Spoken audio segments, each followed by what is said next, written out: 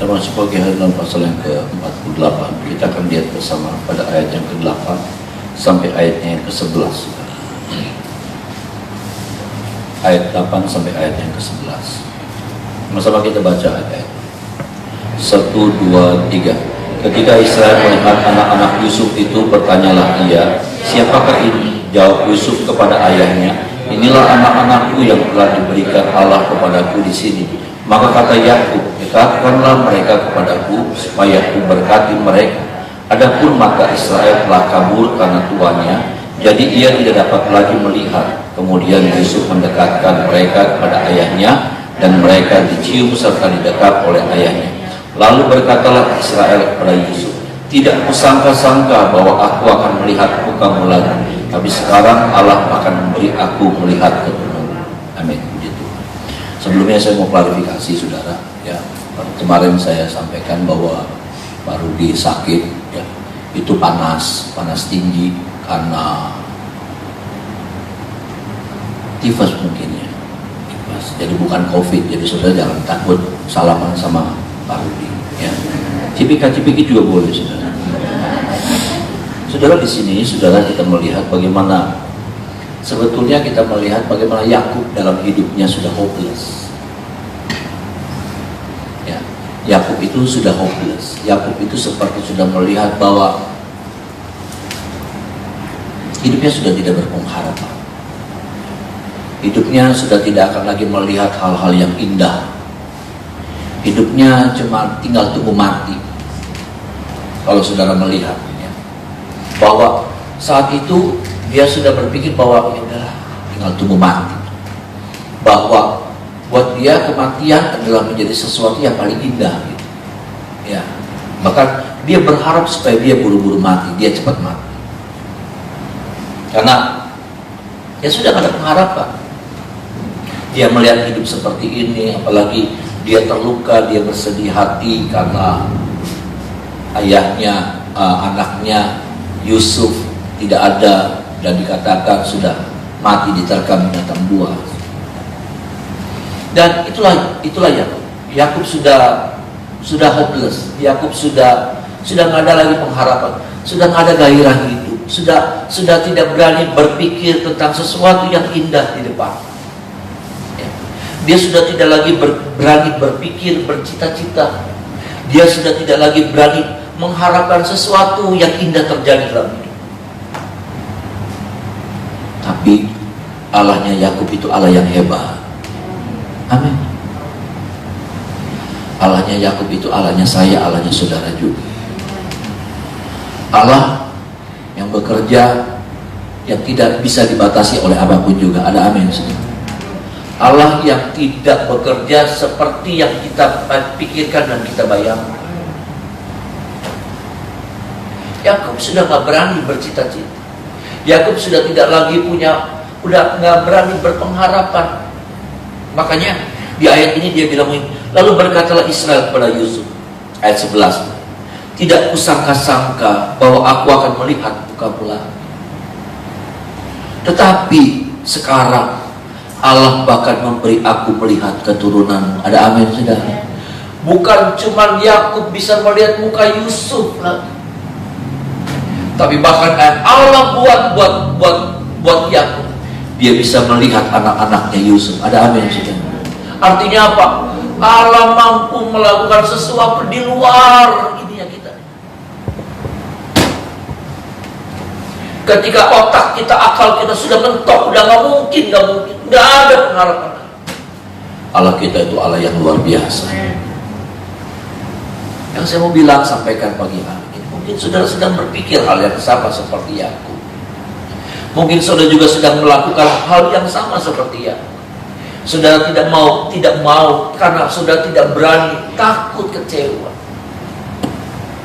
Karena mungkin kita bilang ini, semakin kita berharap, semakin kekecewaan itu semakin besar yang kita akan alami.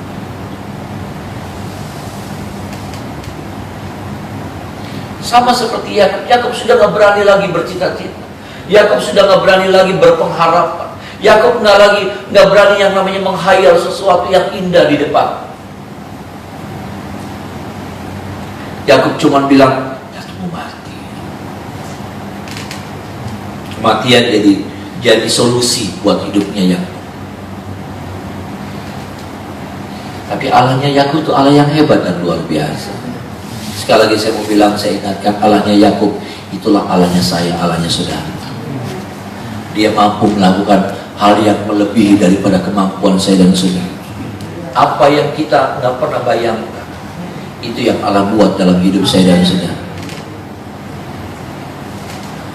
Itulah sebabnya saya cuma bilang begini, masih boleh kalau kita bercita-cita. Amin saudara. Masih boleh kalau saudara menghayalkan sesuatu yang indah. Masih boleh kalau saudara berpengharapan terhadap sesuatu terjadi dalam hidup. Masih boleh. Saya lagi menghibur saudara. Saya sangat diberkati sekali saudara lewat ayat ini.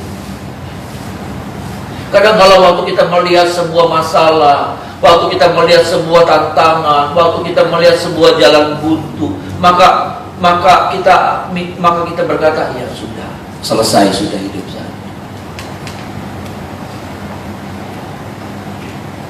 Waktu kita melihat tembok di depan kita melihat ada apa gitu saudara, benteng pintu yang tebal di depan, maka kita bilang, ya sudah. Itulah sebabnya Alkitab nggak pernah Alkitab selalu ngajar sama kita nggak boleh pasrah. Kita harus berserah, tapi kita tidak boleh pasrah sama keadaan. Ada amin saudara. Kita nggak boleh menyerah, ya saudara. Kita berserah sama Tuhan, tapi menyerah kita nggak boleh. Pasrah kita nggak boleh. Kita berserah, hidup kita serahkan sama Tuhan. Itu yang benar. Tapi menyerah sama hidup ini, menyerah sama masalah hidup ini, itu nggak boleh. Pasrah bisa, Bapak Ibu, terserah bisa.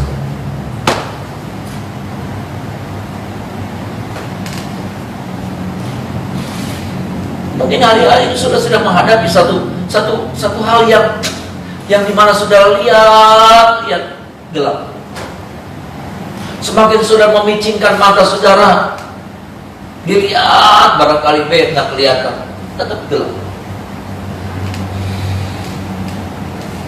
Mungkin ya, karena ekonomi, karena bisnis, karena COVID, maka saya bilang,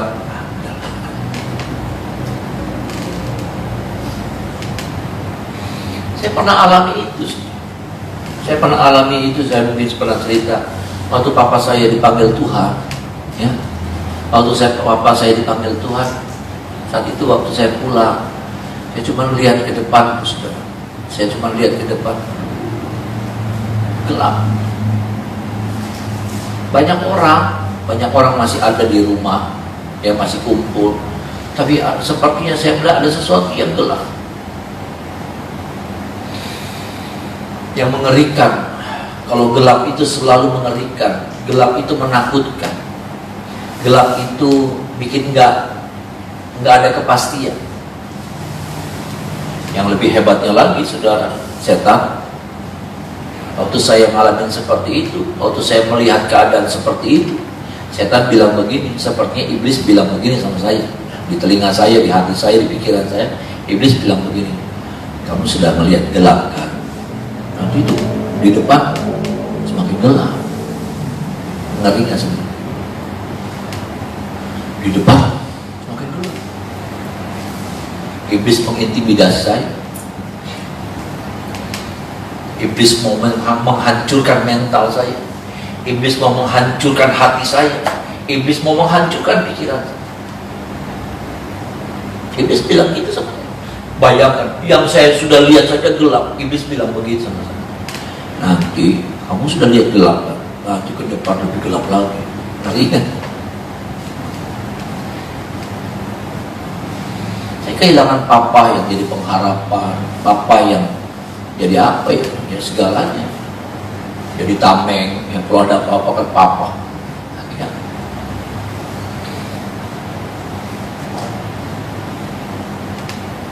Tapi Allahnya saya, Allahnya saudara juga. Allah kita tuh Allah yang luar biasa, saudara. Allah yang selalu berpikir, merancang hari depan yang penuh dengan harapan buat saya dan saudara. Jangan sampai apa yang ada, saudaraku, pikiran kita, takut kita membatasi kuasa Allah terjadi dalam hidup saya dan saudara. Jangan sampai mata kita, saudara, telinga kita, suara yang kita dengar, apa yang kita lihat, sampai akhirnya menciutkan iman kita. Seperti yang dialami oleh Yakub. Yakub dapat kemurahan Tuhan. Hatinya sudah mengerut, imannya sudah menciut. Tapi Tuhan masih bisa nyatakan buat Yakub bahwa ini aku ada. Aku Allah yang Maha Kuasa. Yang bagiku tidak ada perkara yang mustahil. Ada amin, saudara. Dibuatnya, dirobaknya, Yakub sudah nggak mau, sudah berpikir nggak mungkin saya bisa melihat muka Yusuf lagi. Bukan cuma melihat muka Yusuf yang Tuhan lakukan, sampai lihat keturunan Yusuf Tuhan buat. Terkagum-kagum Yusuf sebelum dia mati, saudara. Dia melihat, memandang dua anak Yusuf, Efraim dan Manasye.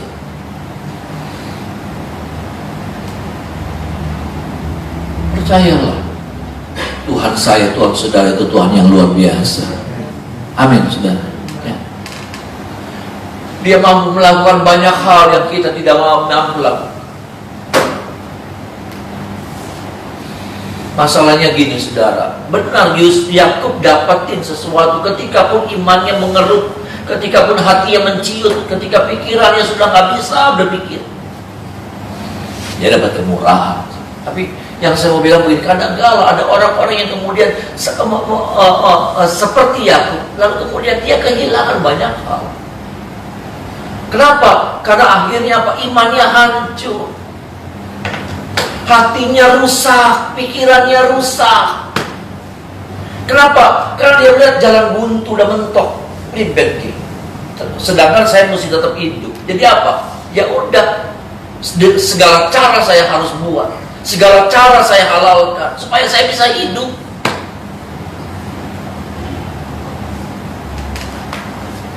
Padahal Tuhan masih bisa buat sesuatu yang luar biasa. Bukan cuma tembok yang Tuhan bisa ratakan. Alkitab berkata gunung Tuhan bisa ratakan. Ada amin, saudara. Gunung Tuhan bisa ratakan. Jangankan cuma tembok. Ya, saya mau supaya setiap kita, saya dan saudara, ketika pun kita sedang menghadapi satu situasi yang sulit mungkin, jalan buntu mungkin, hari-hari yang gelap mungkin, dimana kayaknya tuh tanah yang kita injak kering, nggak menghasilkan, kita sudah tabur, kita sudah olah, ya. Ini bicara tentang kerjaan, tentang bisnis, tentang usaha, kita sudah olah, masih kering.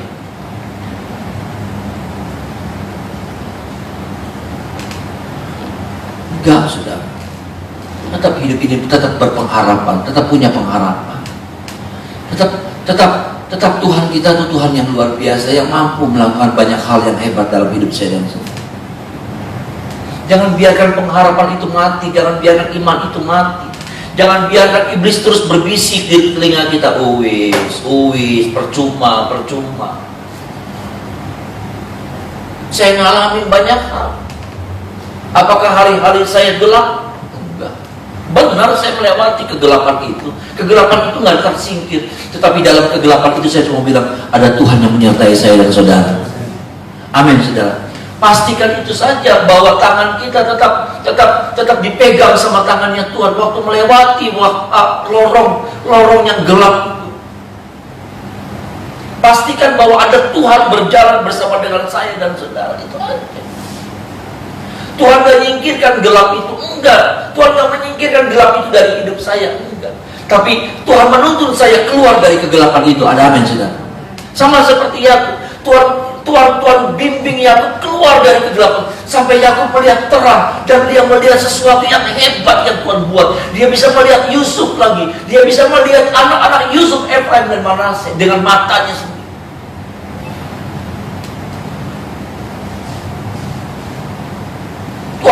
Tuhan tidak menyingkirkan kegelapan dalam hidup saya.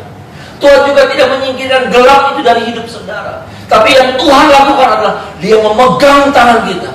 melewati lorong yang gelap itu. Sampai kita melihat keluar dari kegelapan itu, dan kita terkagum-kagum dengan perbuatan Tuhan yang ajaib. Di lorong gelap itu kita diajar banyak hal tentang bergantung sama Tuhan, tentang hidup mengandalkan Tuhan. Ada amin, saudara? Di lorong gelap itu kita diajar banyak hal. Di lorong gelap itu saya diajar bagaimana harus bergantung sama Tuhan.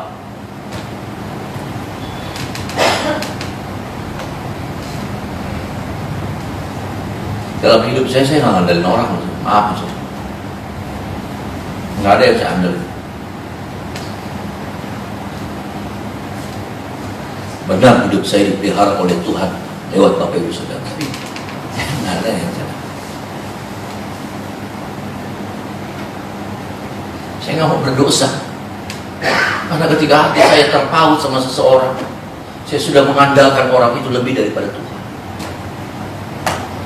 Kadang kalau lewat lorong gelap itu Tuhan ajar sama saudara, jangan bergantung sama manusia.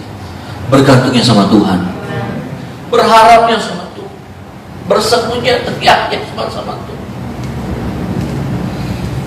Nah, Dia Allah yang tidak pernah mengecewakan kita. Semakin kita bergantung sama manusia, Tuhan semakin marah. Ketika kita bergantung sama manusia, hati kita mulai berkata, aduh,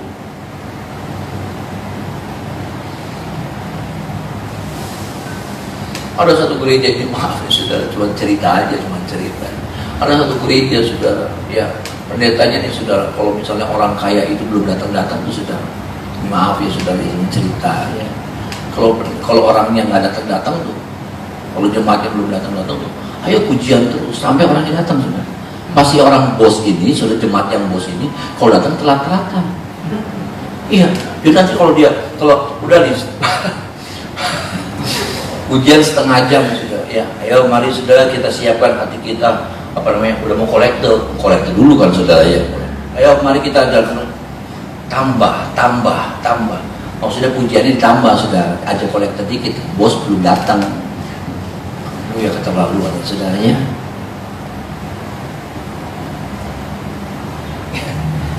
Tambah. Nanti kalau bosnya sudah datang, udah cepet-cepet diburu-buru kolektor. Aduh.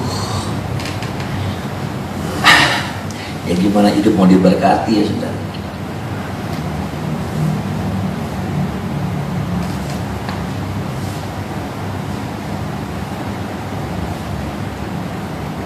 Kadang-kadang kita juga bersikap seperti itu. Aduh, kalau sama orang, sampai kalau orang itu ngajak saudara, ya, yuk pergi, ya, jam ibadah, kita tinggalin jam ibadah karena kita pacing sama orang itu. Karena, aduh, nggak mau ngecewain orang itu. Tapi kita ngecewain Tuhan. Apakah kata-kata saya terlalu rohani, saudara? Ya memang harus rohani, karena Alkitab ini adalah bicara tentang hal yang membangun rohani kita. Ada amin, saudara? Kalau yang kayak gituan, nilai-nilai kayak gituan saya nggak berani sampaikan sama saudara, ribet. Jadi apa dong? Hukum apa yang kita pegang? Buang aja Alkitabnya. Ya namanya juga pertemanan, Pak Gem. Namanya membangun relasi. Ada waktunya saudara bangun relasi sama manusia, tapi ada waktu-waktu saudara membangun relasi dengan Tuhan yang jadi sumber hidup saudara. Iya dong saudara. Kalau saudara percaya bahwa Tuhan itu yang memberikan hidup kepada saudara, kalau saudara masih percaya bahwa Tuhan itu yang menjadi sumber berkat dalam hidup saudara, bangun relasi saudara dengan Tuhan. Jangan saudara korbankan relasi hubungan saudara sama Tuhan demi membangun.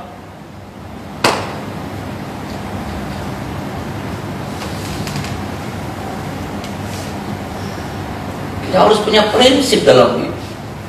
Kita harus punya prinsip. Saya melayani, saya harus bangun prinsip dalam hidup.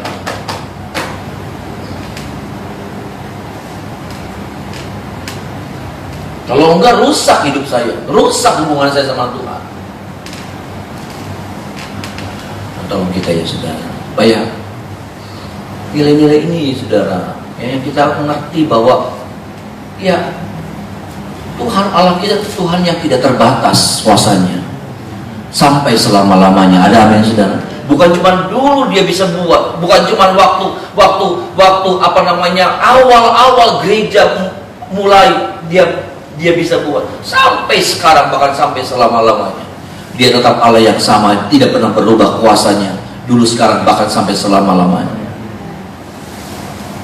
Bahwa bagi orang yang tetap mengandalkan Tuhan, bagi orang yang tetap melibatkan Tuhan, bagi orang yang tetap belajar berpengharapan sama Tuhan, ada hal yang luar biasa. Walaupun kadang-kadang kita cuma lihat, ya wis lah, tapi mungkin sudah bilang begini, tapi enggak lah, nggak apa-apa, Tuhan nggak tolong saya juga, nggak apa-apa, yang penting saya setia sama Tuhan. Itu hebat tuh saudara, orang-orang kayak gini nih saudara, yang bakal ngalamin mujizat yang luar biasa dalam hidup. Tolong kita ya saudara, supaya ini jadi prinsip nih, pegangan hidup dalam diri kita. Ini modal kalau Tuhan menemukan di saudara, nilai-nilai seperti itu ada sama kita saudara. Tuhan tuh bangga sama kita. Bagian yang kedua, Bapak Ibu saudara,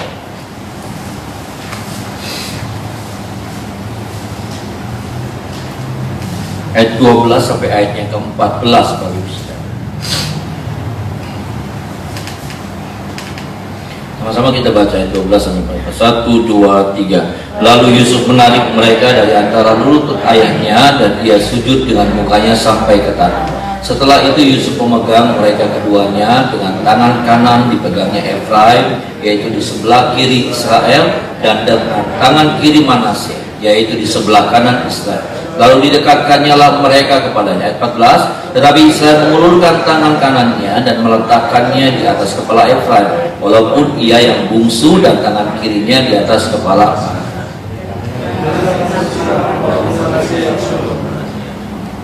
Saudara, antara Manasye dan Efraim ini membingungkan, ya.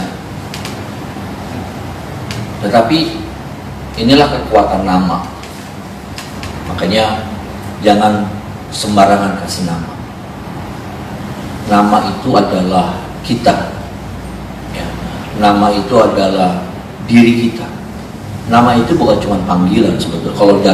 Kalau sudah lihat di Alkitab, ya, bukan cuma Israel, tetapi di Alkitab nama itu adalah siapa kita. Nama itu bukan cuma panggilan. Oh, ya, bukan. Tetapi nama itu adalah kita. Hati-hati makanya, ya saudara, hati-hati kasih nama.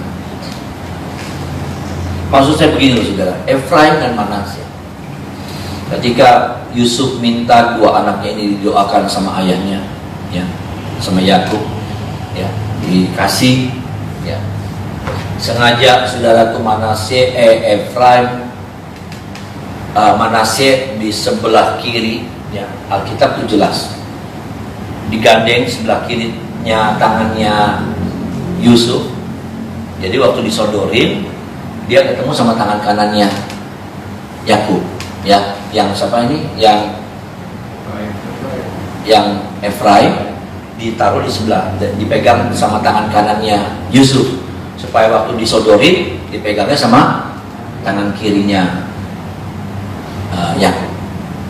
Tapi kemudian ternyata waktu didoain, ini memang rada aneh saudara.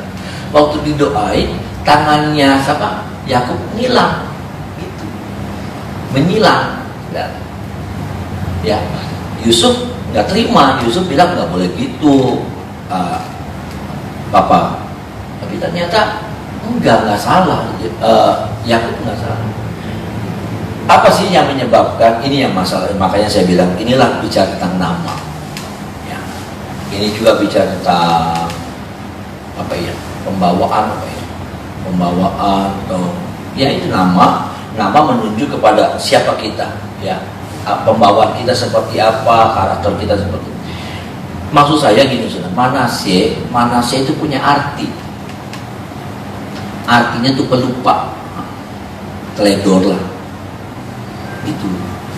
Kalau Efraim itu artinya berbuah banyak, berbuah lebat.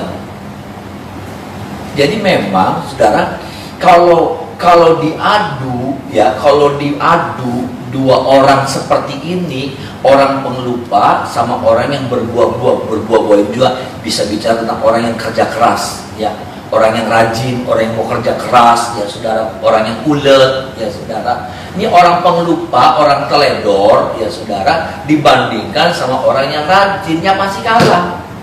Setuju nggak saudara? Iya lah. Orang pengelupa itu, orang teledor itu, dia sudah berangkat. Saya pernah, saudara, bayangkan, saya berangkat mau ke Bandung, sampai di apa tuh? Kalau mau ke Bandung perapatan, nggak saudara? Dulu belum ada tol, ya, belum ada tol. Perapatan tuh mau masuk Jatiwangi atau sebelum Jatiwangi gitu ya saudara? Iya. Itu saya baru ingat, wah, ketinggalan dompet. Bayangin saudara, saya mesti balik lagi. Gimana orang pengelupa, gimana orang teledor mau menang sama orang yang ulet? Iya kan saudara? Masuk logika nggak saudara? Orang pengelupa, orang teledor, saudara, ya, saya ini agak teledor loh saudara. Ya, tas bag gede mungkin suka ketinggalan saudara. Ya, tapi untungnya saya nggak males gitu saudara. Ya. Nah saudara, gimana orang yang kayak gitu ya saudara, saya kasih contoh. Saya sudah sampai di perapatan, musibah lah kalian ribet, tapi nggak bawa dompet, nggak ada apa, ya kan saudara. Musibah balik lagi saudara.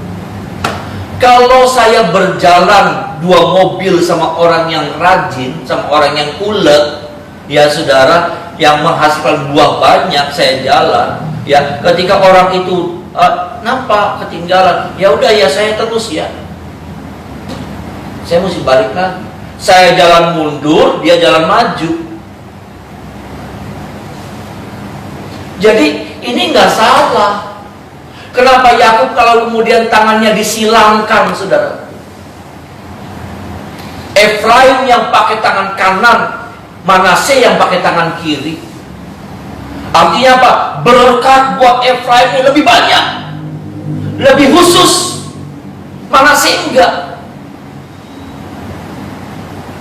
Karena ini menunjuk kepada bawaan, ini menunjuk kepada karakter, ini menunjuk kepada sifat. Artinya gini, kalau saya dan saudara orang yang teledor dan kita nggak pernah memperbaiki diri kita orang yang malas dan nggak pernah mengupgrade diri kita, nggak pernah maksa diri kita akan jadi orang yang ketinggalan terus. Kita akan jadi orang yang dapat ini apa? Berkat yang sisa-sisa.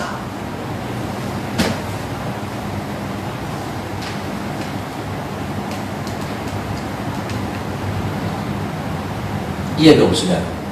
Ketemu sama orang yang rajin, ketemu sama orang yang punya target berbuah banyak, berbuah lebat. Artinya ini orang ini tekun, artinya orang ini nih ulet, artinya orang ini nih rajin, artinya orang ini semangat, artinya orang ini hati-hati dalam bekerja. Ya kalah. Makanya apa? Berkatnya Efraim pakai tangan kanan, ya Yakub. Berkatnya Manasye pakai tangan kirinya. Ya, minggu pagi kan disampaikan firman Tuhan itu sudah, ya, orang yang rajin, ya, bagaimana caranya supaya bisa berhasil dalam ibadah yang pertama kemarin hari Minggu? Orang harus rajin.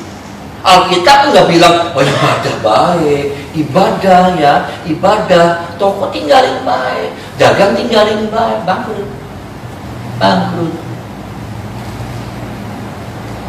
Engkau cinta Tuhan, engkau layani Tuhan, engkau beri waktu buat Tuhan. Tapi ingat apa yang Tuhan percayakan sama saya dan saudara, apa yang Tuhan taruh di tangan saya dan saudara, kerjakan itu dengan sebaik-baiknya juga. Ada amin saudara.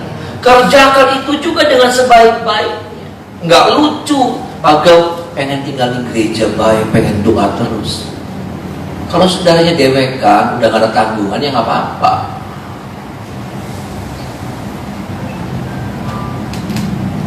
Ini loh saudara, sampai di sini sudah ngerti ya saudara. Saya juga bingung Manasye sama Efraim itu apa, kenapa? Kok hidup nggak adil banget gitu? Iya kan saudara? Kok hidup nggak adil banget? Kok hidup kok jadi kayak apa ya? Nabrak sini nabrak sana. Apa pengennya Yakub, apa pengennya Tuhan tak? Bagaimana saya nggak ngerti. Tapi ternyata enggak. Tuhan bekerja seperti apa yang kita lakukan. Kalau kita lakukannya, kita namanya orang malas ada malasnya, namanya orang teledor ada teledornya. Tapi memperbaiki diri terus. Apa yang kurang dari kita? Nah masalahnya Manasye nggak pernah menyadari kekurangannya. Dia nggak pernah mau memperbaiki kekurangannya. Sedangkan yang namanya Efraim kenapa dia berbuah? Kenapa dia rajin? Karena dia mengevaluasi diri. Apa nih yang kurang sama saya? Kenapa saya gagal? Kenapa saya begini? Kenapa saya begitu?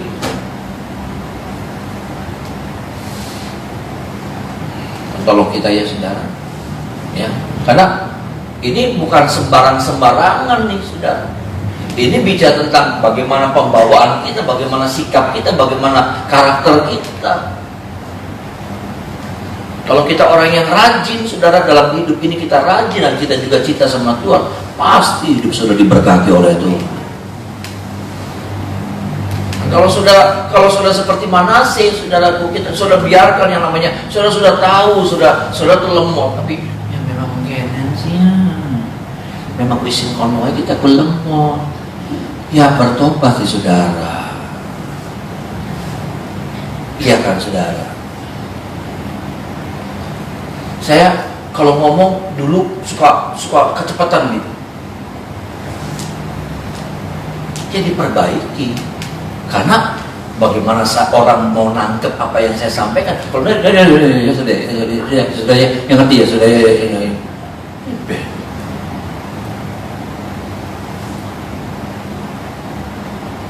Tolong kita ya saudara, bukankah kita rindu kita menjadi Efraim? Artinya apa? Hidup kita berbuah lebat. Ada amin saudara? Hidup kita menghasilkan buah. Bagaimana caranya? Ya rajin. Bagaimana caranya? Ya kalau ada kekurangan, berusaha untuk memperbaiki diri. Tolong kita. Mari kita menyembah Tuhan.